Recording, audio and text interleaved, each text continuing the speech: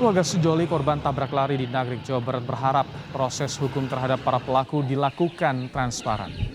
Diketahui dalam kasus tersebut 3 anggota TNI Angkatan Darat terlibat. Ketiganya adalah Kolonel Infanteri berinisial P, kemudian Kopral 2 inisial DA, dan Kopral 2A.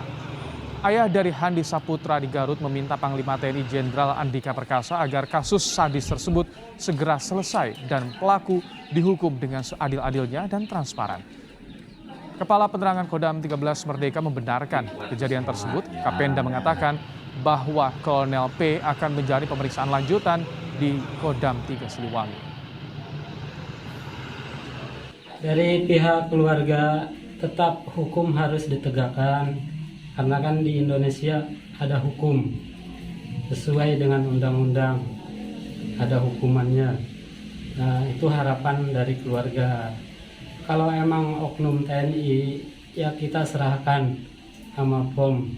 Sama mohon maaf Bapak Panglima, saya meminta kasus ini segera cepat selesai.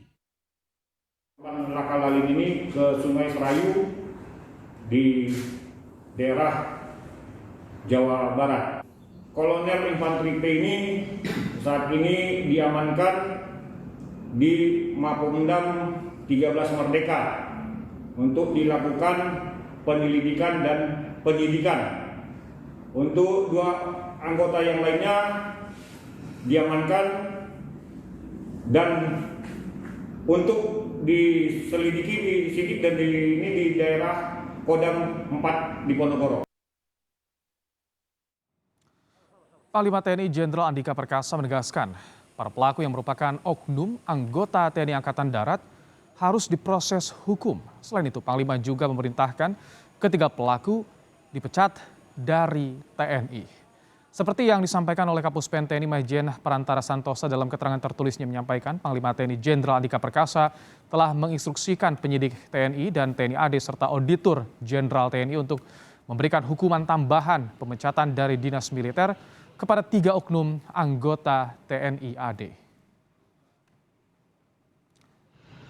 Setelah kasus dilimpahkan ke Pomdam 3 Siliwangi, pemeriksaan ketiga pelaku dilakukan oleh Pomdam 3 Siliwangi. Ketiga pelaku diancam dengan pasal berlapis, mulai dari pasal tentang lalu lintas dan angkutan jalan raya, hingga pasal 340 KUHP tentang pembunuhan berencana dengan ancaman penjara seumur hidup. Selain jerat dengan pasal pidana, ketiga pelaku juga terancam dipecat dari TNI Angkatan Darat. Ketika Pusat Penerangan TNI menyampaikan perkembangan kasus tewasnya 2 remaja di Nagreg pada 8 Desember lalu melalui media sosial, beragam respons dari masyarakat muncul, di antaranya yang memberikan dukungan pada TNI untuk mengusut tuntas kasus ini secara terbuka. Begitu juga dengan harapan agar para pelaku ini dijerat dengan hukuman yang setimpal.